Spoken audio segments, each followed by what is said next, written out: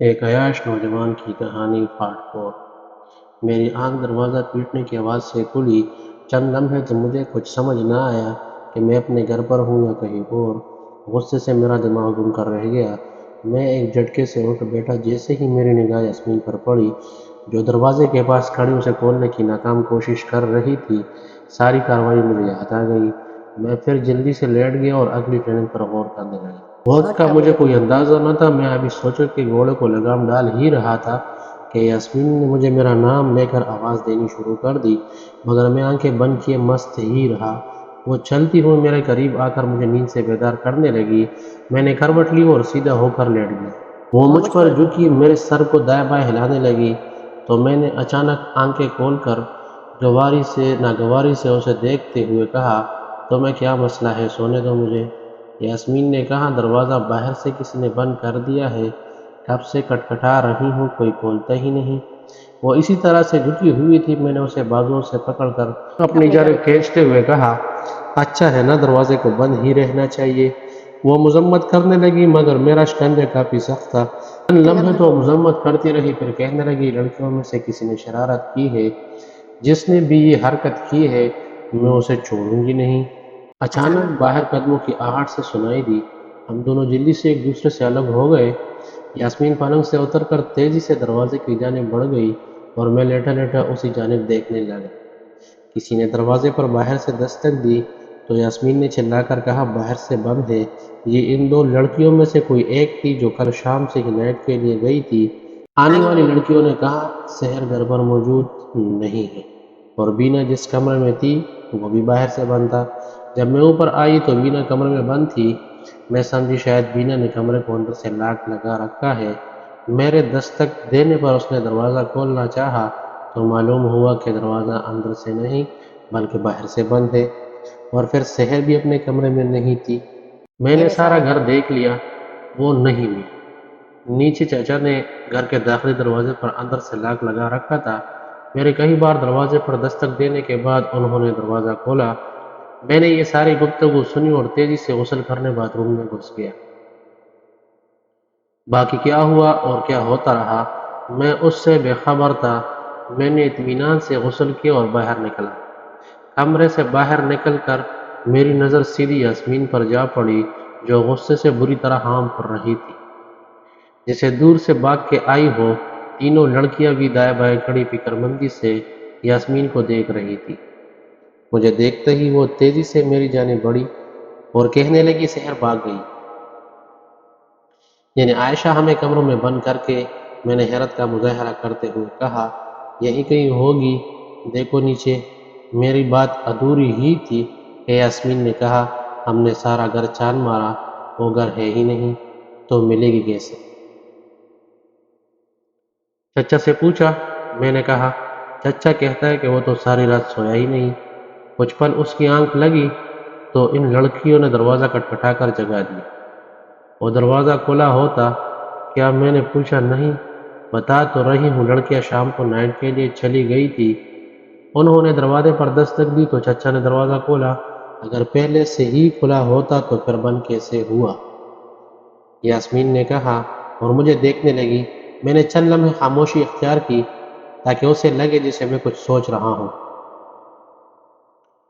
خاموش رہنے کے بعد میں نے کہا، ہم 5 افراد تھے اس گھر میں، اب ایک غائب ہے اور 2 اب باہر سے آئے ہیں۔ میں نے قریب کھڑی لڑکیوں کی جانب اشارہ کرتے ہوئے کہا، ہم 2 ایک کمرے میں بند تھے اور دوسری میں یہ لڑکی بند تھی۔ یہ تو صاف ظاہر ہے سحر نے ہی ہمیں بند کیا، مگر وہ گھر سے باہر گئی کیسے؟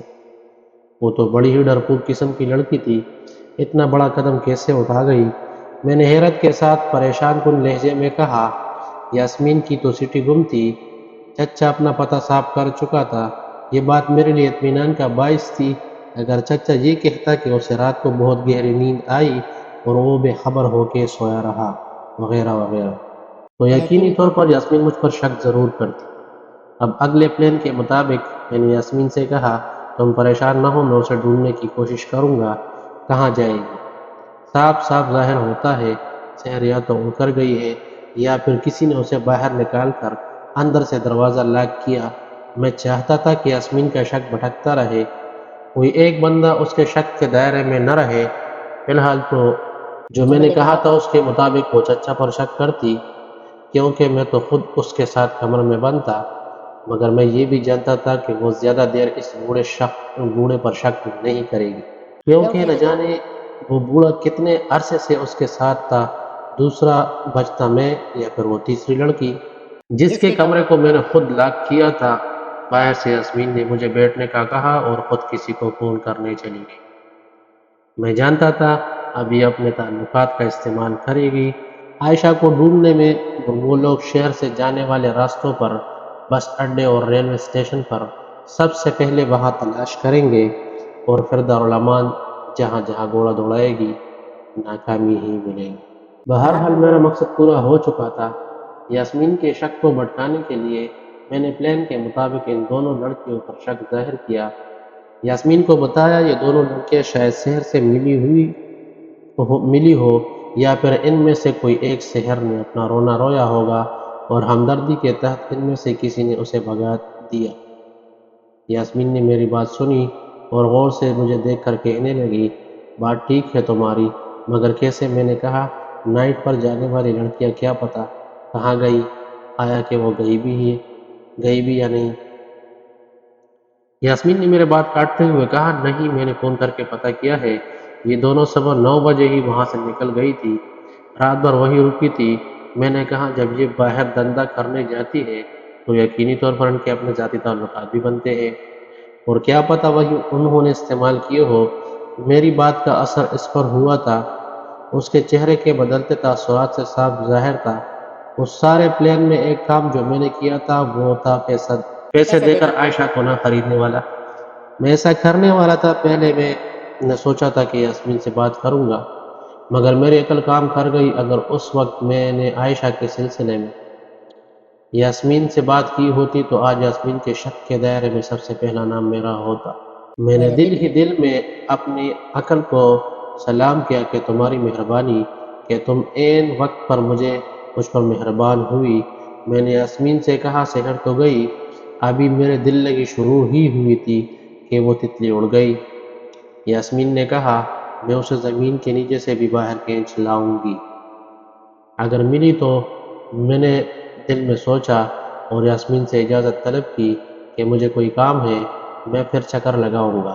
یہ کہتے ہی میں وہاں سے نکل آیا تھا۔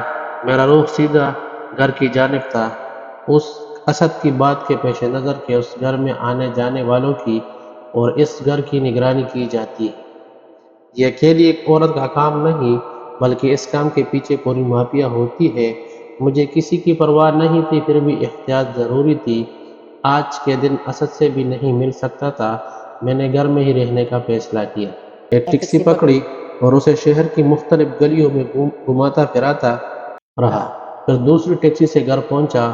خدا معلوم یاسمین کسی مافیا کے ساتھ مل کر کام کرتی تھی یا بس یوں ہی اکیلے وقت کو دھکا لگا رہی تھی۔ گھر پہنچ کر میں نے اچھی طرح غسل کیا، کیونکہ اچھی خاصی دوپہر ہو چکی تھی۔ کبھی کبھی مجھے گھر سے باہر نہ نکلنے کا دورہ پڑتا تھا، پتہ نہیں کیوں ایسا ہوتا تھا، نہ کسی سے ملنا، نہ بات کرنا، یہاں تک کہ جب دادی کی کسی بات پر میں خفا ہو جاتا تو کھانا پینا چھوڑ دیا کرتا، سارا وقت کمرے میں گزار دیتا۔ ایک دفعہ تو پورے 2 دن میں بھوکا رہا، بس بستر پر کسی بیمار شخص کی طرح پڑا رہا۔ اتنی زیادہ شراب نوشی کرتا کہ دت ہو کے سو جاتا، جب آنکھ کھلتی پھر پیتا، خالی پیٹ پھر سو جاتا۔ ان 2 دنوں میں میری حالت اتنی خراب رہی کہ میرے ہاتھ کانپنے لگے تھے۔ دادی اس دن کے بعد سے ڈر گئی تھی، اب اس لیے کچھ نہیں کہتی تھی، بس کبھی کبھی مجھے شادی کرنے کا کہتی اور میں ٹال دیا کرتا۔ پتہ نہیں مجھے کیا ہو جاتا تھا، جب کبھی ایسا ہوتا تو میں کسی بھی قسم کی کوئی آواز نہیں سننا چاہتا تھا، کوئی میرے پاس آئے یا بات کرے، میرے عجیب سی کیفیت ہو جاتی تھی، ہر چہرہ، ہر شخص مجھے برا لگنے لگتا، اور پھر سب کچھ پہلے کی طرح نارمل ہو جاتا۔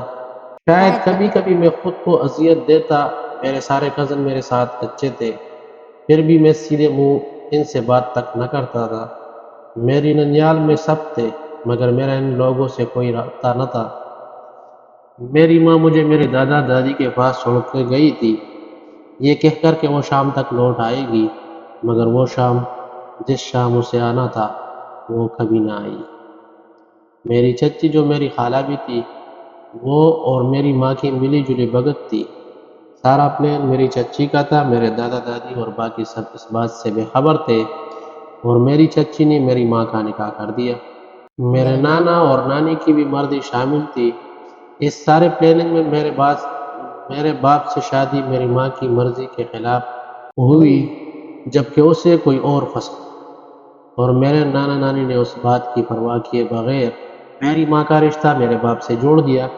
یہ کچی عمر کی محبت تھی جو میری ماں نے کسی اجنبی سے کی اور بیوی میرے باپ کی بنی۔ پتہ نہیں کتنی دعائیں میری ماں نے اس وقت مانگی ہوگی کہ اس کی شادی میرے باپ سے نہ ہو، کوئی معجزہ ہو جائے یا کچھ بھی، کسی بھی طرح کی شادی نہ ہو۔ یقیناً ضرور دعائیں مانگی ہوگی، اور ان دعاؤں میں سے ایک دعا میرے باپ کے مرنے کی بھی مانگی ہوگی، جو پوری تو ہوئی مگر دیر سے۔ جب راستہ ملا صاف تو وہ کیوں نہ جاتی؟ اس کے ماں باپ نے بھی سوچا ہوگا کہ جوان ہے، ساری عمر کیسے گزارے گی، ہماری زندگی کا تو کوئی بھروسہ نہیں۔ سب راستے صاف تھے، کوئی رکاوٹ نہ تھی۔ کتنی خود غرض عورت تھی، کیا تھی محبت؟ محبت نہیں، یہ محبت نہیں تھی، یہ سراسر خود غرضی تھی۔ یہ ساری باتیں جب میرے دل و دماغ میں گھومتی تو میرا خون پھول اٹھتا ہے۔ یہ اذیت میرے لیے زہر پینے سے کم نہ تھی۔ یہ پیار محبت سب جھوٹ دھوکہ ہے، صرف اپنی خواہش و تمنا کے پیچھے بھاگنے کا نام ہے، جو پوری ہونے کے بعد انسان بیزار ہو جاتا ہے۔ محبت مٹتے مٹتے پناہ ہو جاتی ہے، خاک میں بدل جاتی ہے۔ میرے پاس تو کچھ بھی نہ تھا۔ انسان کی زندگی کا سب سے خوبصورت ترین وقت بچپن ہوتا ہے، اور وہ عمر کے ہر حصے میں اپنی بچپن کی گزری ہوئی خوشگوار یادوں کو ہمیشہ یاد کر کے ان یادوں کو زندہ رکھتا ہے۔ مگر میرے پاس تو کوئی اچھی یاد بھی نہیں تھی۔ میں اپنے باپ کو یاد کرتا، اس انسان میں کمی کیا تھی؟ خوبصورت انسان تھا، شریف تھا، پھر مجھے وہ اجنبی یاد آتا جس کے لیے میری ماں نے مجھے چھوڑا۔ میرے باپ کو ہمیشہ دھوکے میں رکھا۔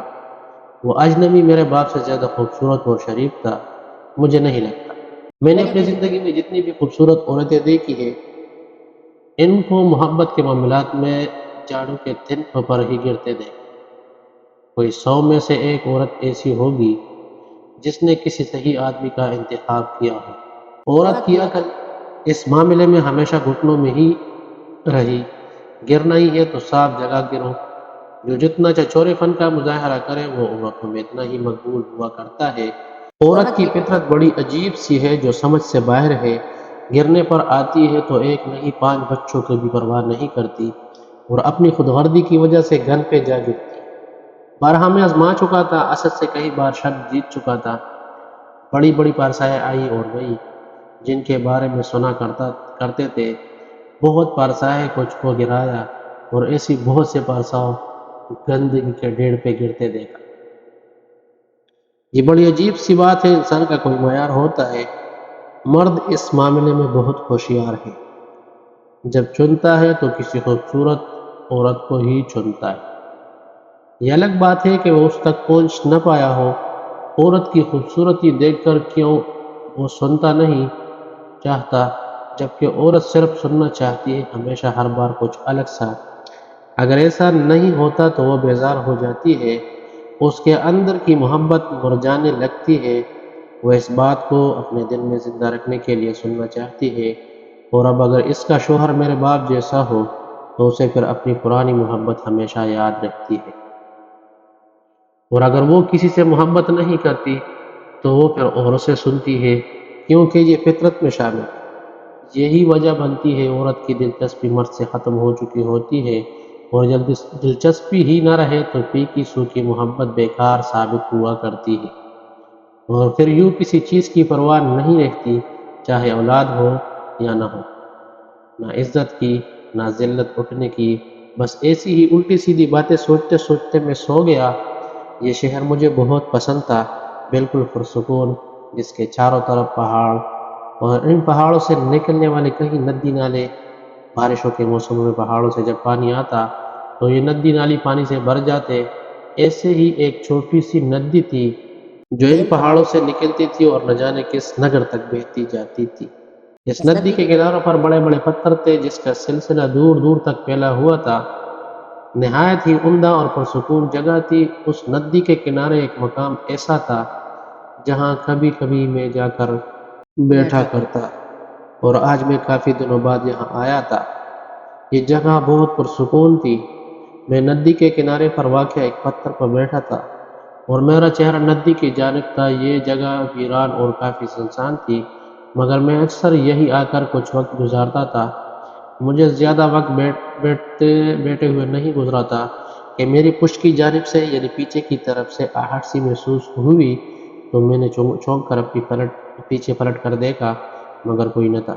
میں دل ہی دل میں سوچنے لگا گھر سے نکلتے وقت جو 4 بوند زہر کے پیے تھے شاید ان کا اثر ہے۔ یہ سچ تھا مجھ پر ہلکی سی خماری طاری تھی مگر اتنی نہیں، میں تو پوری بوتل پی جاتا تھا۔ یہ 4 بوند کیا شے تھے؟ بہرحال میں ایک بار پھر اپنے خیالات میں مگن ہو گیا۔ ندی کے کناروں پر جا بجا بکھرے ان پتھروں کو دیکھنے لگا جن کے بیچ کہیں کہیں بڑے پیڑ بھی تھے۔ اچانک پھر آہٹ ہوئی اور اس بار میں نے اپنی جگہ سے اٹھ کر پیچھے مڑ کے دیکھا۔ ایک لڑکا کھڑا مجھے گور گور کر دیکھ رہا تھا۔ مجھے تعجب ہوا اس بات پہ یہ لڑکا کیسے اور کب یہاں چلا آیا جبکہ دور دور تک انسانی آبادی کا نام و نشان بھی نہیں۔ اس سے پہلے کہ میں کچھ کہتا وہ میری جانب بھاگ کھڑا ہوا۔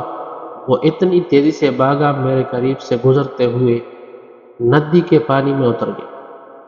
اب میری حیرت کی انتہا نہ رہی جب وہ پلک جھپکتے ہی ساری ندی کو کراس کر گیا اور میری نظروں سے اوجھل ہو گیا۔ مارے حیرت کہ میں اپنی جگہ جم کے رہ گیا۔ یہ سب کچھ چند لمحوں میں ہوا۔ ایک اور بات کہ اس لڑکے کا قد کافی لمبا تھا۔ وہ بہت تیزی سے یوں پانی کی سطح پر بھاگا جیسے زمین پر بھاگ رہا ہو اور پھر چند لمحوں میں میری نظروں سے اوجھل ہو گئے۔ والسلام۔